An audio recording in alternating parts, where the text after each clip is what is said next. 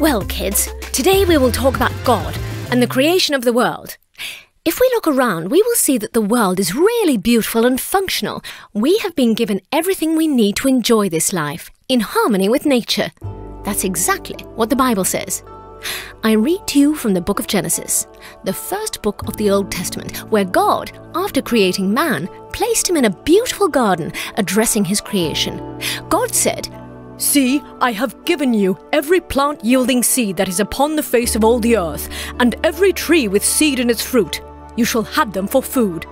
And to every beast of the earth, and to every bird of the air, and to everything that creeps on the earth, everything that has breath of life, I have given every green plant for food." And it was so. God saw everything that he had made, and indeed it was very good. And there was evening, and there was morning, the sixth day, from the book of Genesis. Please remember this last sentence. God saw everything that he had made, and indeed it was very good. Whatever he made, God made it very good. There is nothing wrong with creation, nor are there any evil creatures. Madam, isn't man often evil? Yes, Stratos, you are right.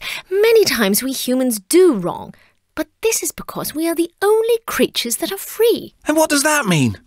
Is it wrong to be free? Not at all, but it is also somehow heavy and difficult, because as a free person you can choose to not be a good person as well.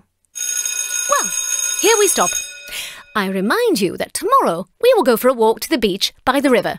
Take some food and water with you. See you tomorrow. Take care.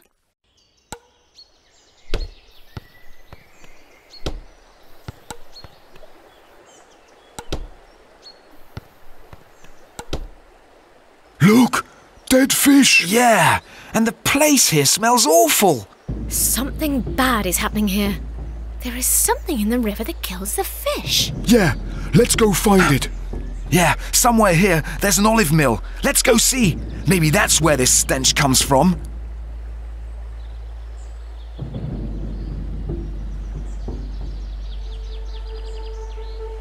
Just as you said, Stratos.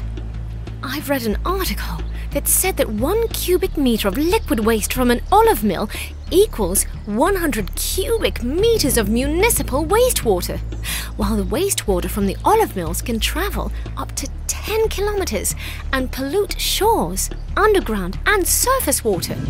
Can you imagine it? Let's get out of here. We've seen enough. I guess that God would want man to destroy what he had created. Indeed. God took the man and put him. Genesis chapter 2, verse 15. Yeah, that's exactly the human care that we saw today. We are telling you the truth, Mr. Apostolos. We saw it with our own eyes. There was a pipeline pouring the black wastewater into the river. Okay, let's assume that things are as you say. What are you going to do now? Will you go and accuse the factory? Will you be satisfied when it shuts down? Do you know that dozens of people make a living from such a business? Okay, but this mill must also comply with the laws and rules of environmental protection, as do the factories all over the country. This is what we learn in school. This is what we discussed with our theologian, yesterday in class and today in the excursion. This is just another hype, like so many others. What do you mean? Oh, yes. Everyone suddenly starts to care about the environment. Why do you think it's a hype, Dad? You as well. I mean, don't you get angry when we go to the beach and you see cigarette butts and rubbish everywhere? You get angry as well. Look, that's a different thing. Here, we are talking about things that cannot be changed easily, because they will create more problems than they will solve. Many jobs will be lost, and our trade and economy will be affected. Yeah, but it's written that God gave us the world to keep and watch over. And where was that written? The Old Testament says so. We read it at school. The church agrees as well. The church? Is church concerned about environmental issues? I never heard any sermon about the environment. So, you never heard of the Green Patriarch? The what? Shh. Let's hear why they call him the Green Patriarch. To commit a crime against the natural world is a sin. For human beings to destroy the biological diversity of God's creation, or human beings to contaminate the earth's waters, its land, its air, and its life. All of these are sins. Oh, yes, well, I see.